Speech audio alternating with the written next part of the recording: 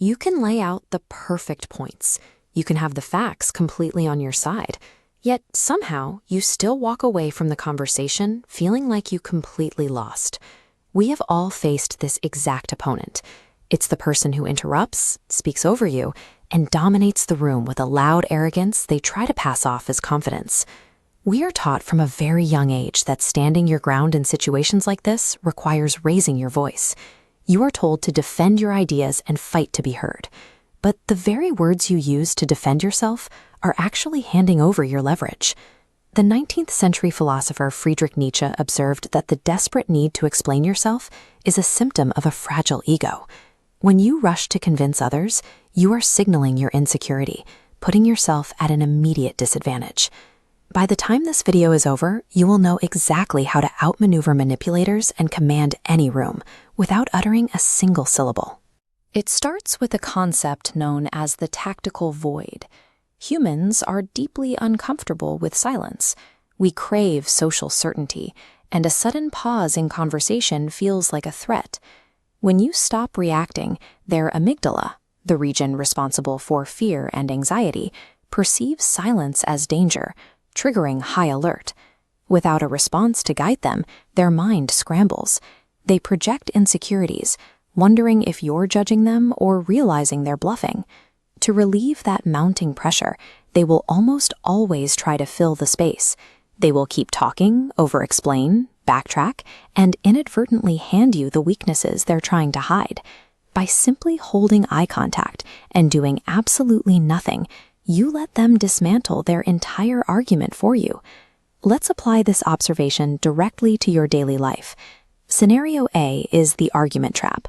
Someone comes at you, actively trying to bait you into a heated debate or force you to justify choices. Do not engage and do not defend yourself. Just smile slightly, nod slowly, and let the silence hang heavily between you. Manipulators rely entirely on your emotional reaction to keep their game going. When you deny them that reaction, you starve them of the fuel they need to maintain their illusion of control. Then there is scenario B, group dynamics.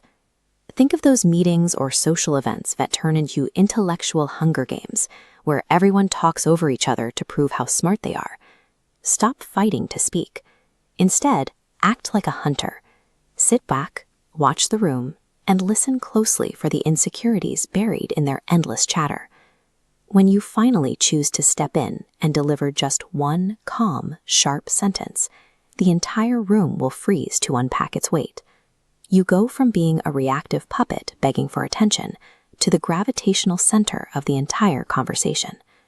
There is a crucial distinction to make here. Do not ever confuse strategic silence with submission, people-pleasing, or allowing yourself to be a doormat. Nietzsche identified what he called slave morality. This is the habit of swallowing your anger, conceding in discussions, and staying quiet just to avoid conflict and keep the peace. Letting people step all over your boundaries while you convince yourself you are just being the bigger person is not a strategy, it is total surrender. The true alternative is what Nietzsche called the Übermensch, or the overman. This mindset relies on a silence that is active, charged with tension, and executed with deliberate intention. It requires absolute self-mastery.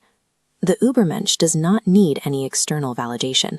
They shape the reality of the room through sheer presence alone.